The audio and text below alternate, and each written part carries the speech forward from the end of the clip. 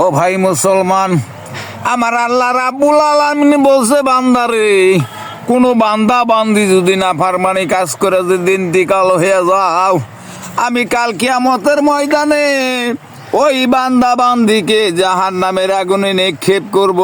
কারো সুপারিশ, কারো কৈফিয়ত মানব না। আমিন। ও আমার দুনিয়ার মানুষ, আমার আল্লাহ রাব্বুল আলামিন বলছে বান্দারে, এই যে আমার নিয়ামত খাইয়া, আমার জিনিস খাইয়া, আমার সাথে বেঈমানি করিয়া যদি তোমরা কিন্তু কবরবাসী হইয়া যাও, আমি ওই দিন জাহান্নামের আগুনে নিক্ষেপ করব।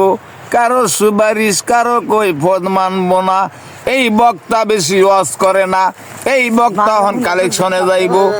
এই যে নান্দশ্বরী গ্রামে এত বড় প্রতিষ্ঠান, ওই প্রতিষ্ঠান যদি নান্দশ্বরী এলাকার মানুষের যদি না চালাইতো, আমার আল্লাহ যদি না চালাইতো, ওটা চালানোর মতো কোনো সম্ভব ছিল না।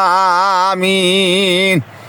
ওই যে মতি চেয়ারম্যানের মাই দিল 10,000 টাকা, শুধু কইল মার হাবা। অমুকের মাইয়াই দিল 500 টাকা। আল্লাহ তুমি তারে নসিহত করো, আল্লাহ তুমি তারে ব্যস্তবাসী করে দিও, আল্লাহ তুমি তারে পুলসুরাত পার করে ওই পারে ঠেকাইয়া দিও। আমিন। অসহায়